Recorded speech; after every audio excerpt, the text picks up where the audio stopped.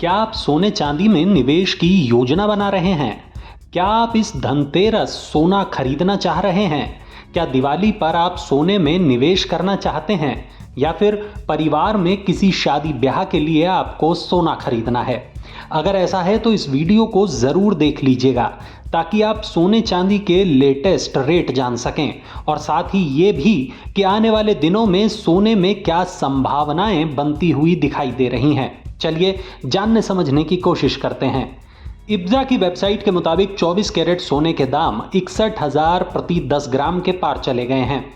22 carat वाला सोना 60,000 के पार है, 20 कैरेट वाला 55,000 से ज़्यादा और 18 कैरेट वाला 45,000 के पार है।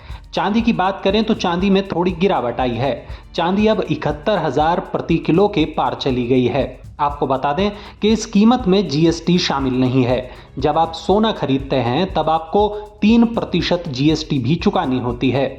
इंडियन बुलियन ज्वेलर्स एसोसिएशन यानी इब्जा के दामों को देश भर में स्वीकार माना जाता है। सोने और चांदी के रेट रोजाना जारी किए जाते हैं, लेकिन शनिवार और रविवार को ये रेट जारी नहीं होते। साथ ही केंद्र सरकार की ओर से जारी छुट्टियों की लिस्ट के दौरान भी ये दाम जारी नहीं किए जाते। अगर आप सोने के दाम जानना चाहते हैं तो आप 8955664433 पर मिस कॉल दे सकते हैं। कुछ ही देर में एसएमएस के जरिए आपको रेट्स मिल जाएंगे। इसके अलावा आप इब्जा की वेबसाइट पर भी सोने चांदी के दाम देख सकते हैं। खबर पर आगे बढ़ने से पहले ये जान लेते हैं कि सोने में कितनी तरह से निवेश किया जा सकता है।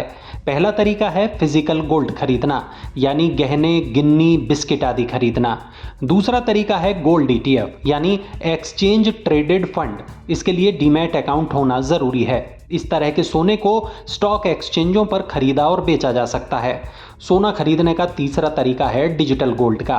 पेमेंट ऐप के जरिए यानी गूगल पे और पेटीएम आदि की मदद से ये सोना खरीदा जा सकता है। 1 रुपए से लेकर आप चाहे जितना उतना सोना खरीद सकते हैं। चौथा तरीका है सॉवरेन गोल्ड बॉन्ड में निवेश करने का।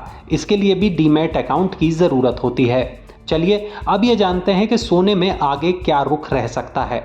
दरअसल जानकारों का ये मानना है कि सोने के दामों में लगातार तेजी देखी जा रही है और दिवाली तक इसमें और भी उछाल दर्ज किया जा सकता है। दिवाली के कारण, त्योहारों की वजह से, आने वाले शादियों के सीजन के कारण सोने के दामों में लगातार तेजी बनी हुई है। इसके अलावा दुनिया में दो युद्ध चल रहे हैं। रूस और यूक्रेन के बीच युद्ध जारी है। इसके अलावा इजराइल और हमास के बीच भी जंग चल रही है। इन दोनों युद्धों के कारण दुनिया में अनिश्चितता का माहौल है। लोग ऐसे में सुरक्षित निवेश की तलाश कर रहे हैं और सोने में निवेश को हमेशा से सुरक्षित निवेश माना समझा जाता है।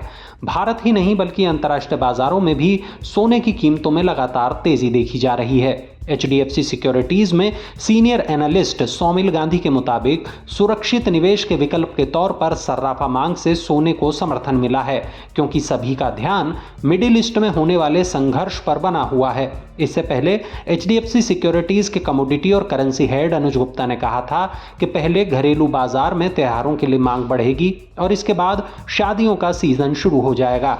ऐसे में डिमांड बढ़ने का असर कीमतों पर होगा।